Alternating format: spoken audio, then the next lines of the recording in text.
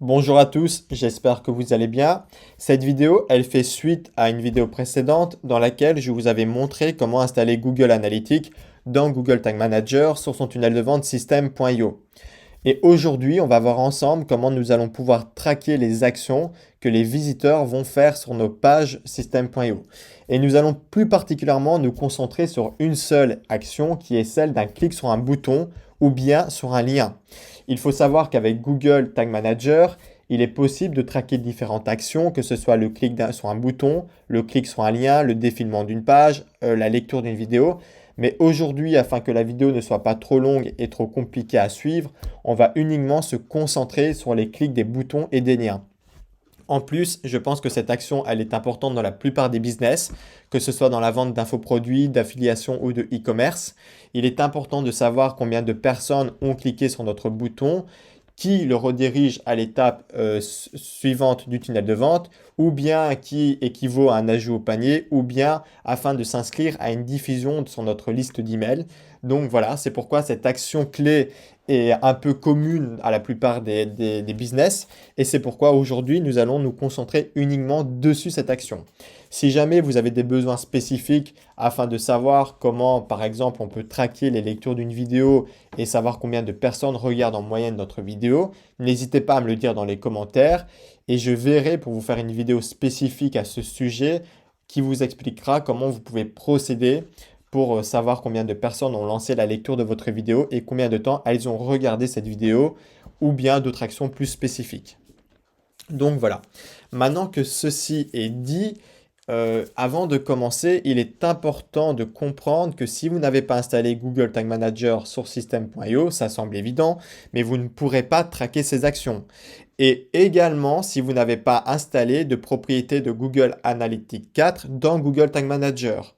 Si vous avez uniquement installé une propriété Universal Analytics et pas une propriété Google Analytics 4 dans Google Tag Manager sur system.io, ça ne fonctionnera pas. C'est pourquoi, si c'est votre cas, que vous ne l'avez pas fait, je vous invite à aller voir ma première vidéo dans laquelle je vous montre comment on fait pour installer Google Analytics 4 et Universal Analytics dans Google Tag Manager sur system.io. Si c'est bon pour vous que vous l'avez fait, alors on peut directement passer à la suite qui est la configuration de Google Tag Manager. Alors, une fois dans Google Tag Manager, la première chose à faire, c'est de se rendre dans la section des variables. Et nous allons cliquer ici sur Configurer afin d'activer toutes les variables et plus particulièrement nous, ce qui nous intéresse, ce sont les variables des clics. Donc si ce n'est pas déjà fait, je vous invite à activer toutes ces variables de clics. Et vous pouvez également activer les autres variables si vous le souhaitez pour traquer d'autres actions. Mais nous, dans notre cas, ce qui nous intéresse ici, ce sont d'activer toutes ces variables de clics. Donc une fois que c'est fait, vous pouvez quitter, vous cliquez sur Envoyer et vous mettez Publier. Maintenant que les variables ont été activées, on va se rendre dans notre environnement de test de Google Tag Manager. Donc pour ce faire, on va cliquer ici sur le bouton Prévisualiser. Ça va nous ouvrir notre environnement de test qui va nous permettre de mettre notre URL de notre page, notre tunnel de vente sur lequel on a installé Google Tag Manager et que l'on veut traquer les actions. Donc on vient le coller ici et on clique sur Connect.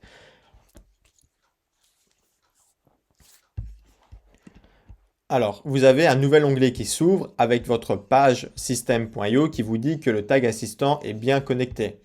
Donc, on retourne sur notre environnement de test, on clique sur Continuer et ici, on est dans l'environnement de test qui nous permet de voir si nos balises ont bien été déclenchées ou pas. Ici, on a donc notre page qui est notre page, notre tunnel de vente system.io et ici, ce sont tous les événements qui ont été générés. Donc, au chargement de notre page.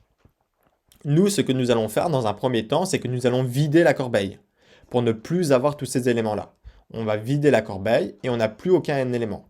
On va retourner sur notre page de notre tunnel de vente et la première chose à faire, c'est de vérifier qu'on est bien dans notre environnement de test. Sinon, ça ne fonctionnera pas. On vérifie qu'on est bien dans le tag assistant et si c'est bon, on va cliquer sur le bouton que l'on souhaite traquer. Donc, on va commencer par cliquer sur le bouton ou le lien, c'est exactement pareil. On clique dessus. Voilà. et on retourne dans notre environnement de test de Google Tag Manager. Et ici, on voit sur notre page qu'on a donc un événement qui a été généré et c'est un clic sur un lien. Donc, on va cliquer dessus et on voit que le clic sur le lien a bien été détecté dans notre environnement de test Google Tag Manager. La deuxième chose à faire maintenant, c'est de se rendre ici dans les variables. Alors, une fois dans l'onglet variables, on a ce grand tableau qui apparaît et on peut voir qu'il y a différentes données. À première vue, ce tableau, il peut faire peur, mais en fait, il n'est pas du tout compliqué. Il est très simple d'utilisation. Les données qui sont affichées dans ce tableau, il faut savoir que c'est du code HTML qui appartient à notre bouton sur lequel on vient de cliquer. Il faut savoir que lorsque l'on crée une page sur system.io et que l'on rajoute des éléments, que ce soit du texte, un bouton, une image, une vidéo, un formulaire, system.io va venir générer du code HTML qui va nous permettre d'avoir en fait ce rendu final et qui va nous permettre d'avoir un bouton, du texte, des images, etc. Nous, le code généré par system.io, on ne le voit pas. On voit simplement les éléments que l'on vient glisser, déposer. Mais lui, il va générer du code, c'est ce qu'on appelle du code HTML. Et en fait, c'est le squelette de notre page. Donc, ce que l'on retrouve ici, ce sont simplement les attributs du code HTML de notre bouton. Pour que vous compreniez mieux, je vais vous montrer à quoi ressemble le code HTML. Voici à quoi ressemble le code HTML d'une page. On ne va pas rentrer dans les détails, mais vous voyez que ce code est composé de différentes balises. En fait, chaque balise a des attributs. Ici, on voit une balise div avec un attribut class. Ici, on voit aussi une balise div avec un attribut ID. Et si l'on va sur notre bouton, on peut voir ici que notre bouton, c'est une balise A, que en fait, system.io n'utilise pas la balise bouton parce qu'il existe une balise bouton, mais utilise la balise A qui est la balise d'un lien et ils viennent mettre du CSS que l'on peut voir ici pour habiller ce lien et le faire ressembler à un bouton, mais ça ne change strictement rien. Par contre, c'est pour ça que lorsque l'on est dans Tag Assistant et que l'on clique sur notre bouton, on voit ici que c'est un clic sur un lien et pas un clic sur un bouton. Parce que system.io vient générer un lien qu'il vient l'habiller comme un bouton. Et ce bouton, donc cette balise lien, a des attributs. Il a un attribut ID qui, lui, est un attribut unique, qui est uniquement associé à ce bouton. C'est-à-dire qu'aucun autre bouton sur cette page ne devrait avoir le même attribut, la même valeur de l'attribut ID. Il a un attribut href qui est donc l'attribut d'un lien. Donc, où est-ce que le bouton renvoie? Étant donné qu'ici, le lien est une valeur dynamique, qui va renvoyer sur la page suivante de notre tunnel de vente system.io, on ne le voit pas donc dans cet attribut-là car il est géré du côté du serveur de system.io. Et on a ici un attribut class qui lui est en fait l'habillage de notre bouton. C'est ce qui va venir donner le style à notre bouton afin qu'il ressemble à un bouton et pas un lien. D'ailleurs, on peut voir que si on vient supprimer cet attribut, notre bouton n'est plus un bouton mais bien un lien. Voilà pourquoi dans Google Tag Manager, on a ce grand tableau qui nous donne toutes ces données. Et on peut comparer, on voit qu'ici le click ID, ça correspond bien ici à l'attribut ID de notre bouton. On peut voir ici que le click class correspond bien à la valeur que l'on a ici dans notre code HTML de l'attribut class. Et on peut voir ici qu'on a aussi le click text, donc qui est le texte de notre lien. C'est commencer et on peut voir qu'ici, notre bouton, il a bien le texte commencer. Si ça aurait été ajouté au panier, on aurait retrouvé ici, dans le click text, ajouté au panier. Ce tableau, il va nous éviter justement de devoir aller dans le code HTML afin de récupérer les données des attributs de nos éléments sur notre page de system.io. Du coup, nous, ce que l'on va rechercher, c'est un élément, c'est un attribut qui va être unique, qui va être propre à cet élément, à ce bouton. Ce que l'on va faire dans la plupart des cas, c'est que l'on va venir chercher l'ID. Comme je vous l'ai dit, l'ID, c'est l'identifiant unique de cet élément. Normalement, sur notre page system.io, chaque bouton, chaque élément a un ID qui va être unique. Et c'est cet ID que l'on va venir utiliser. Mais il est aussi possible d'utiliser les autres attributs pour mesurer, pour traquer ses actions. Mais je vous recommande de principalement utiliser les attributs ID, ça vous évitera d'avoir des problèmes. Et une fois qu'on a identifié donc le click ID, on va directement aller dans Google Tag Manager et on va venir créer en fait une nouvelle balise qui va dire lorsque une personne clique sur ce bouton qui contient cet ID, cet identifiant unique, alors tu vas faire remonter la valeur dans Google Analytics et tu vas lui dire par exemple que la personne a ajouté au panier ou bien a cliqué sur un bouton pour s'inscrire à une liste email ou tout simplement a cliqué sur le bouton pour aller sur l'étape suivante de notre tunnel de vente. Donc maintenant, on va directement sur Google Tag Manager et on va créer une nouvelle balise. On va dans la catégorie balise et on clique ici sur Nouvelle. Et la première chose à faire, c'est de créer un déclencheur. Donc on va cliquer sur Déclenchement et on va ici dans le petit plus et on va créer notre déclencheur par rapport à Google Tag Assistant. Lorsque l'on clique donc sur le bouton de notre page, on voit bien ici que c'est un link click, c'est un clic sur un lien. Du coup, on va dans Google Tag Manager et on va choisir un déclencheur qui est dans les clics, mais qui n'est pas tous les éléments, mais bien un lien uniquement. Car Google Tag Assistant nous dit bien que c'est un clic sur un lien et on l'a bien vu dans le code HTML. Le bouton, en fait, c'est un lien qui a été habillé comme un bouton. Donc, on choisit lien uniquement et on ne va pas mettre tous les clics sur les liens, on va mettre certains clics sur un lien. Et c'est ici que l'on va venir maintenant récupérer notre ID, notre identifiant du bouton que l'on a dans nos variables. On vient ici récupérer l'ID, donc le click ID. On vient le copier et on va dans Google Tag Manager. On vient ici click ID.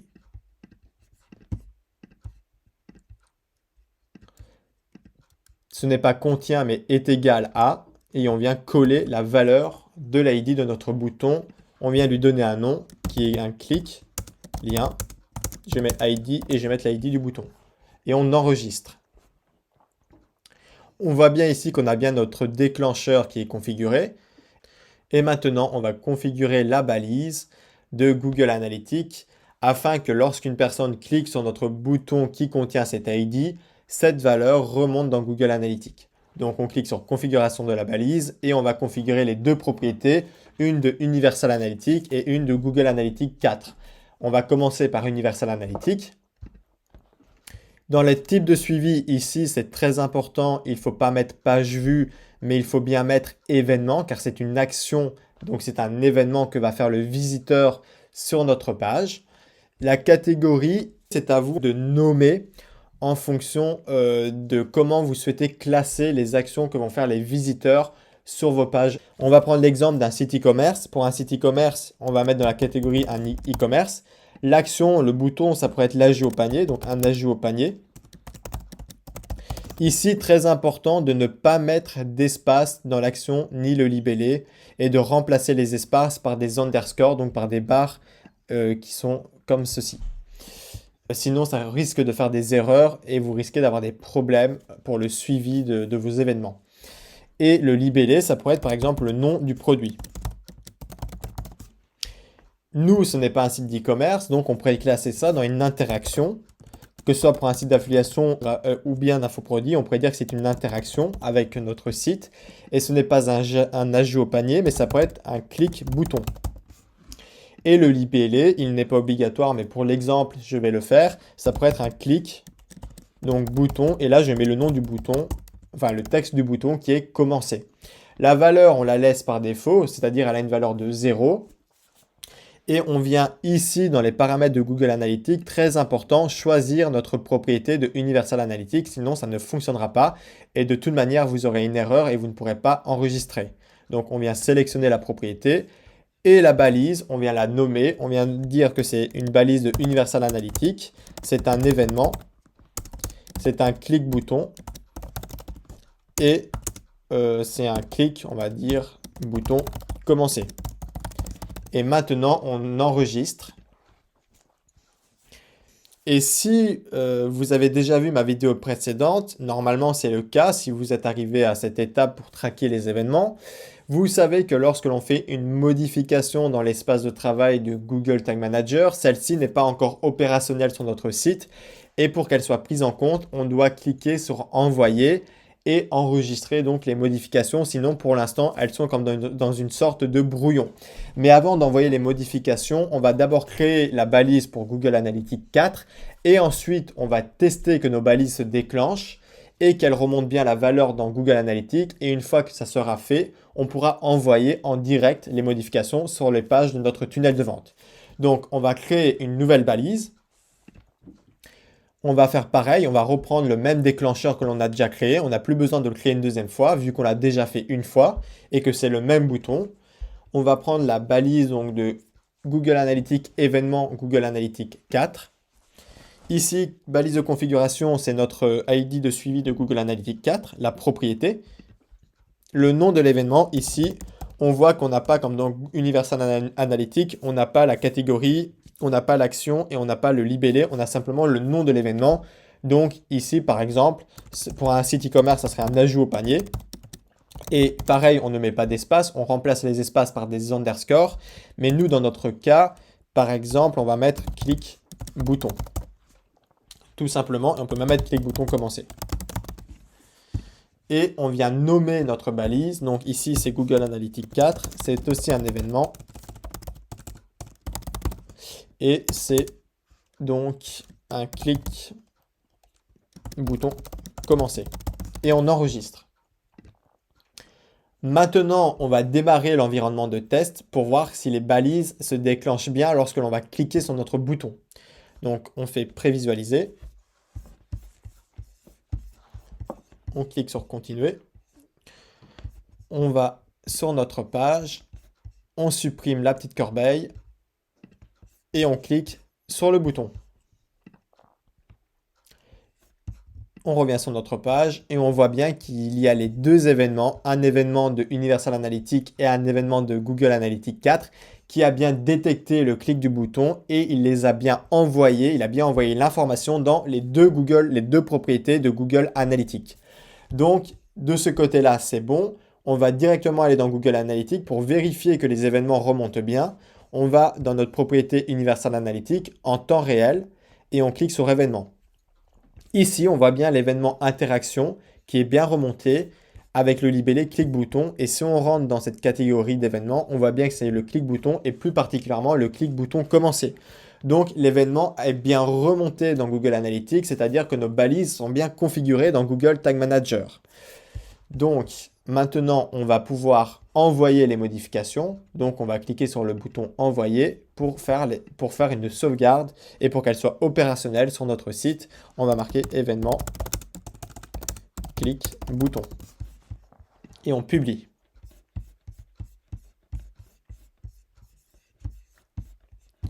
Voilà, une fois que c'est fait, c'est tout bon. Les clics, donc les actions de vos visiteurs, le clic sur le bouton, il est bien traqué. Maintenant, par contre, si vous avez un visiteur qui clique sur un autre bouton de votre page, mais qui a la même fonction, par exemple, vous avez plusieurs boutons ajoutés au panier ou plusieurs boutons pour passer à l'étape suivante ou bien pour les inscrire sur une liste d'emails, eh bien, s'il vient cliquer sur le bouton commencer ici, qui a la même fonction que celui-ci, vous pourrez voir que si on vide la corbeille, celui-ci n'est pas pris en compte et n'est pas détecté. Et c'est tout à fait normal car ce bouton, il a un identifiant unique, il a un ID unique. Comme je vous l'ai dit précédemment, chaque élément sur notre tunnel de vente system.io auront un ID, un identifiant unique. Et étant donné qu'on a dit dans nos balises de suivre uniquement les clics sur les boutons qui comportent un identifiant précis, donc cet identifiant-là, eh bien, étant donné que notre deuxième bouton a un identifiant unique qui est propre à lui, on peut le voir ici, ce n'est pas le même que l'identifiant du bouton précédent, eh bien, il ne va pas le compter, il ne l'a pas traqué.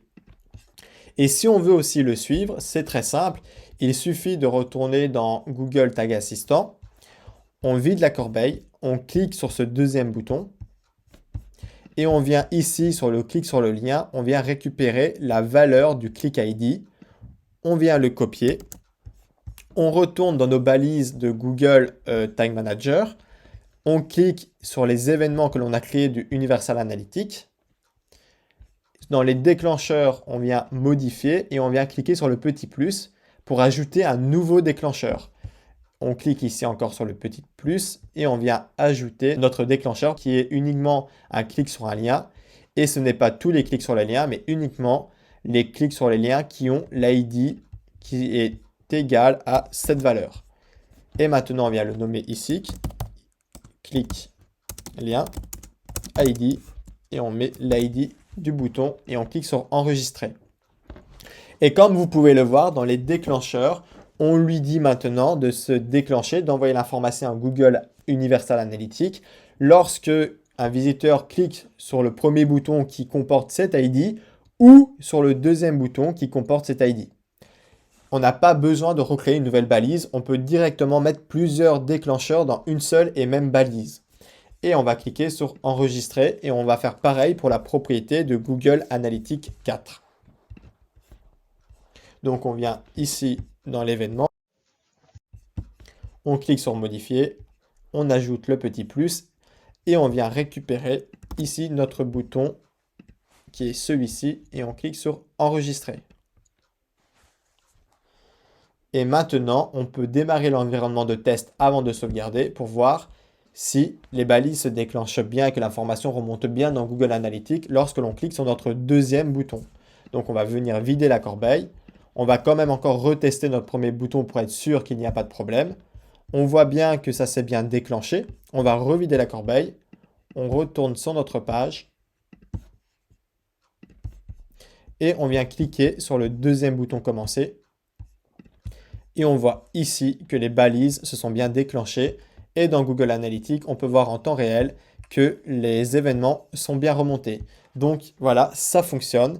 Et vous savez maintenant comment vous pouvez traquer les clics sur les boutons ou les liens dans Google Tag Manager et envoyer l'information dans Google Analytics. Mais ce n'est pas encore terminé, car si vous laissez simplement les événements remonter comme ça, vous ne pourrez pas les traquer précisément, savoir combien de personnes sur cette source de trafic ont cliqué sur votre bouton ou bien combien de personnes sur une page précise ont cliqué sur le bouton ou le lien que vous souhaitez traquer.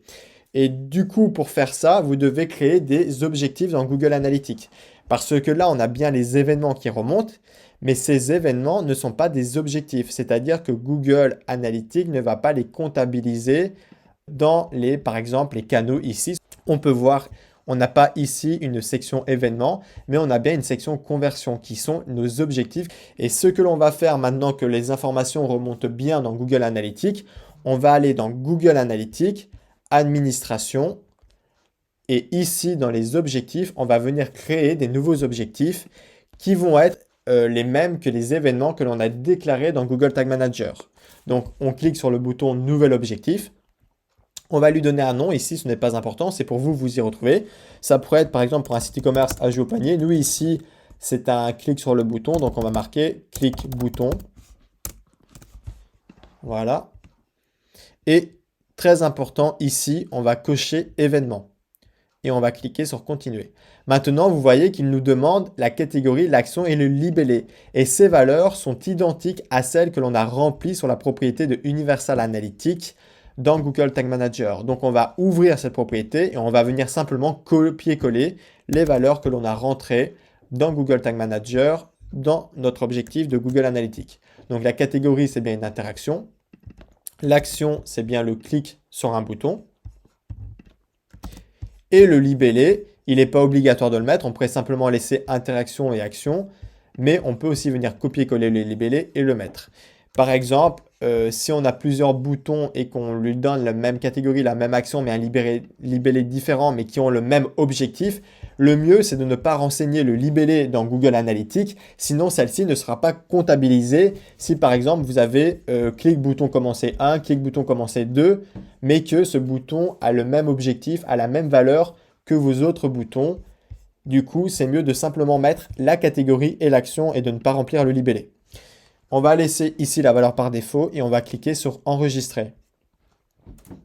Et maintenant, votre objectif, il a été créé et vous pourrez analyser dans Google Analytics combien de personnes qui sont par exemple venues par Google Ads ou bien par les groupes Facebook ou bien par le SEO ont cliqué sur votre bouton et vous retrouverez ces conversions ici dans vos objectifs. Ici, il faut que je rafraîchisse la page. Vous les retrouverez directement ici. Et vous pourrez voir combien de personnes ont cliqué sur votre bouton et quel est le taux de pourcentage de clics sur votre bouton ou sur votre lien. Donc, en gros, le pourcentage de conversion que Google Analytics a comptabilisé pour l'action que vous lui avez demandé d'enregistrer. Donc, ici, on a objectif 3 Ici, on a bien le clic-bouton. On voit bien que l'objectif a bien été créé. Et maintenant, à chaque fois qu'un visiteur va arriver sur notre page de notre tunnel de vente et va cliquer sur notre bouton, l'information va remonter dans Google Analytics sous forme d'événement. Et comme on a enregistré cet événement dans un objectif, on va l'avoir ici directement dans les analyses et on pourra directement analyser par source de trafic, quelle page de notre tunnel de vente a un meilleur taux de clic sur les boutons, via quels canaux, quelle tranche d'âge, etc. Donc, on va vraiment pouvoir analyser, mesurer complètement les actions que vont faire les visiteurs sur notre page de système.io dans Google Analytics. Comme vous pouvez le voir, ce n'est pas bien compliqué, mais la vidéo est déjà assez longue et c'est pour cette raison que je ne suis pas rentré dans les détails concernant les actions comme la lecture de vidéo ou bien le défilement d'une page. Mais si vous êtes intéressé, n'hésitez pas à me le dire dans le commentaire et dès que j'aurai le temps, je vous ferai une vidéo spécifique en fonction de vos besoins. Et sur ce, je vous dis à très bientôt pour de prochaines vidéos.